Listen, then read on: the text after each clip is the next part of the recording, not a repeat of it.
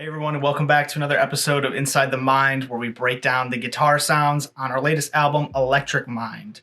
Today's episode is about Glass Kingdom, so let's get into it.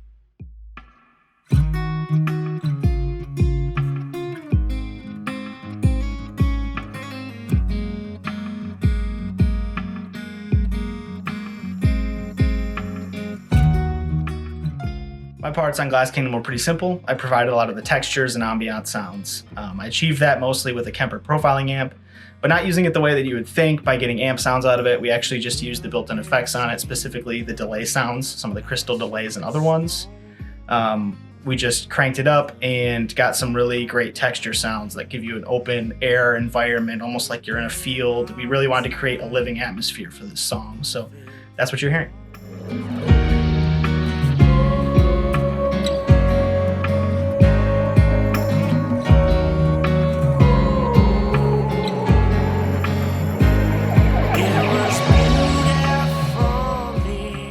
So now let's turn it over to Chris and get into the bulk majority of the song and some of those guitar parts.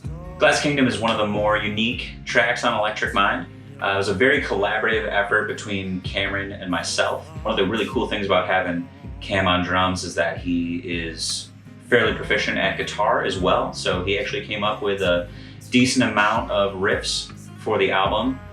I remember him sending over a rough demo of the main progression to Glass Kingdom, and I just fell in love with it right away. I almost snagged it and took it as my own for a solo project that I've been working on, but I knew that I couldn't do that. So I kind of wondered how I could turn it into a band song.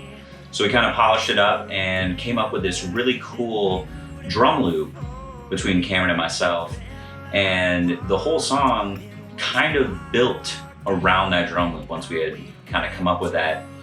Later on, it would be re-engineered by our producer, Jeremiah Pilbeam, but the heart and soul of that initial drum loop can still be heard in the song. As far as my parts are concerned on that song, very simple.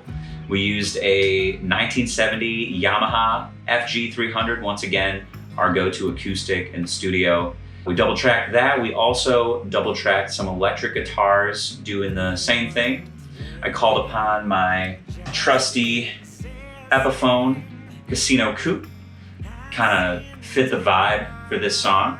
Went into the 1965 Fender Deluxe, really simple parts. And once again, since I don't have access to that Yamaha acoustic guitar, I will be using my Martin D28.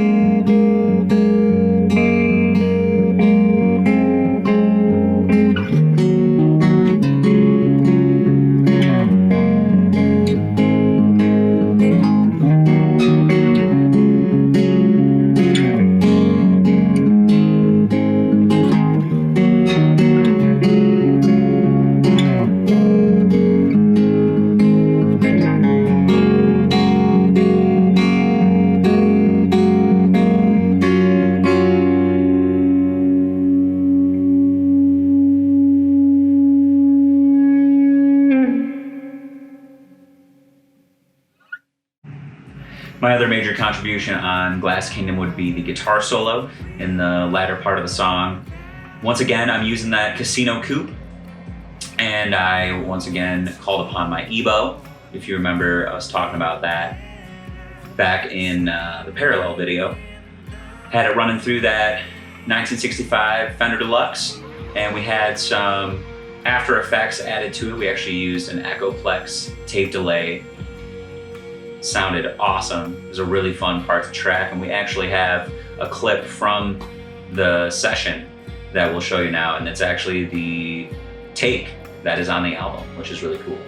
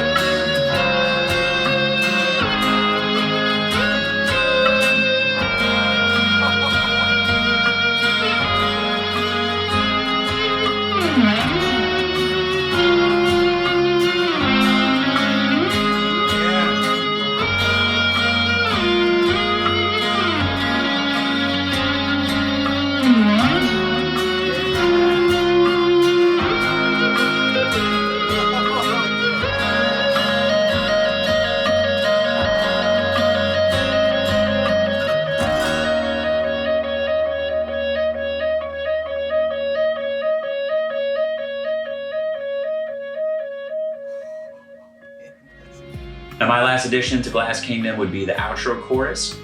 If you listen to that part, it sounds like it's in a totally different space than the rest of the song, and that's because it is.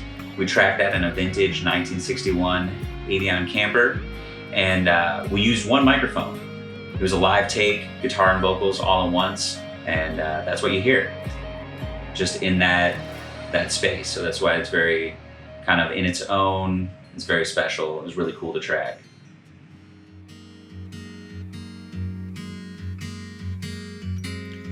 It was beautifully brought together and beautifully fell apart. It was quite organic how it came together, even more so when we lost our way.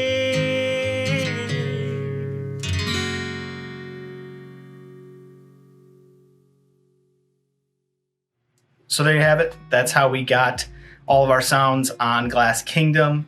If you like what we're doing here, please be sure to like and subscribe, hit the bell notification so that you know when we post more videos, and post any questions you have in the comments below. We'll be sure to get to them. Stay tuned for our next video, and thanks for watching.